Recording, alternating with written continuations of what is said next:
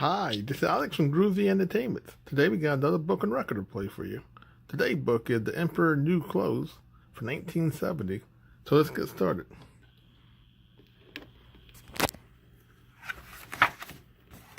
This is a Disneyland original little long-playing record, and I am your story reader. I am going to begin now to read the story of The Emperor's New Clothes. You can read along with me in your book. You will know it is time to turn the page when Tinker Bell rings her little bells like this. Let's begin now. There once lived an emperor who was very fond of clothes.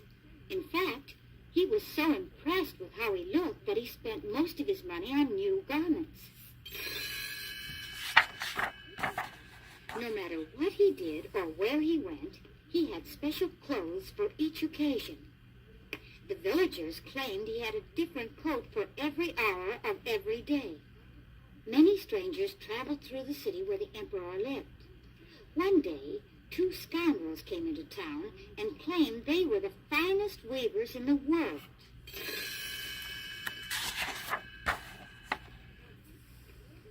They said they could weave a cloth unlike any cloth ever woven before.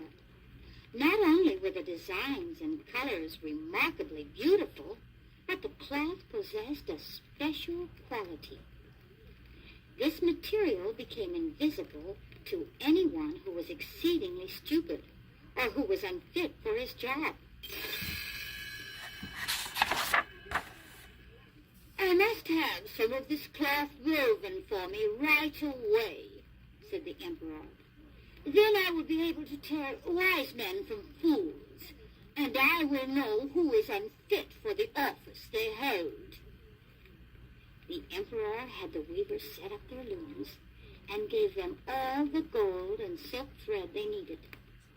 The weavers kept the expensive thread for themselves and pretended to weave the cloth. They worked day and night weaving their imaginary material. Each day they requested more silk and gold thread, none of which was being used on the loom. The emperor was very anxious to see the cloth. However, he remembered what the weavers said. Anyone unfit for his position or exceedingly stupid would not be able to see it. "I know I am a good emperor," he thought, "but it might be best to have someone else look at the material first." He decided to send his wise and capable minister. "Oh my," thought the minister as he gazed at the empty loom. "I see nothing at all." He couldn't let anyone know, or they would think him unfit to be minister. "What beautiful color you've woven," he said. "I know the emperor will be pleased."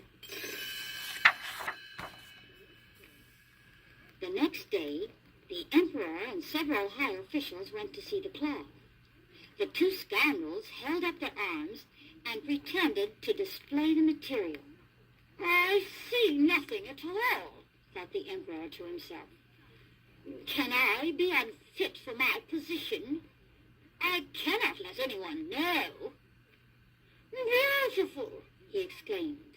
"That design is just what I wanted." The officials couldn't believe their eyes. They couldn't see the cloth either, but echoed the emperor's praises.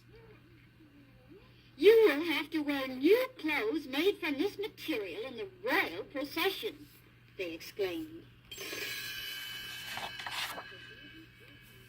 The weavers worked on into the night, pretending to be making new robes for the emperor. They cut the imaginary cloth and stitched it with a needle that had no thread. In the morning, they declared that the clothes were finished and were ready for the emperor to wear. The emperor, followed by all his staff, went to the weavers to view his new clothes. The scoundrels held out their arms as if they were holding a robe and trousers. "Try on your new trousers," they begged. "You will find them as light as the air." They pretended to fasten the belt and smooth out the wrinkles.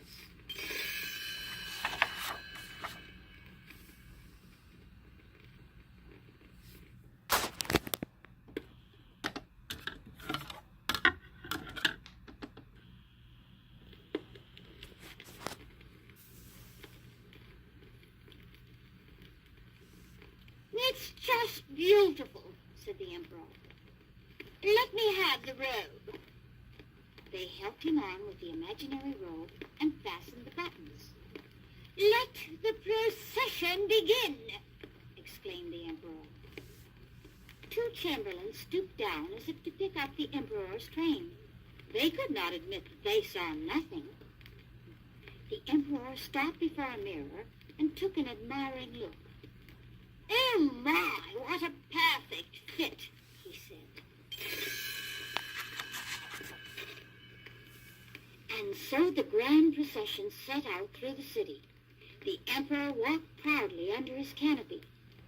The villagers exclaimed of the beautiful robe. They couldn't let it be known they saw nothing.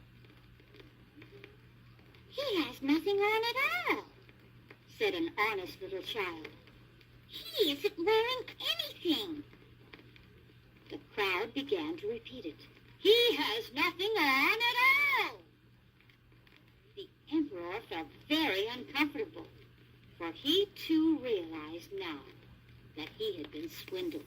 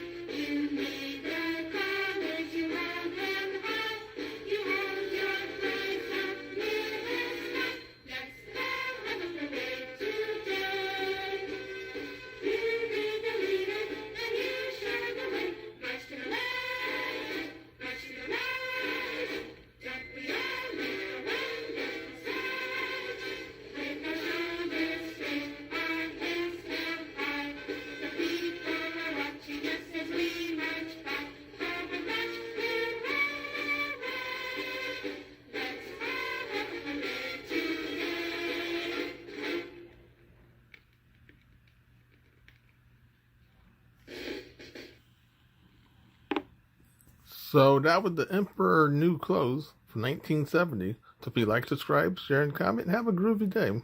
And our next book will be Cinderella.